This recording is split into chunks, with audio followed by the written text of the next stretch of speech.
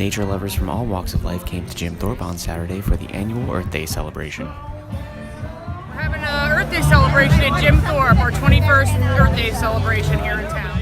It includes live music, food, workshops in 3 different locations. It's just a good time. Hula hoop contest, and the list goes on and on. Crafters were everywhere, celebrating counterculture fashion, recycled and upcycled artwork, and the otherwise weird and wonderful.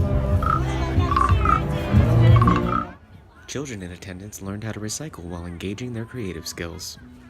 We take recycled materials and we turn it into art. This year we've done fish out of water bottles, and when we cut them apart, we make bugs out of the bottom of the bottles. Kids go crazy, paint it, blue eyes on it, and they have fun. It's a great way for them to spend time here.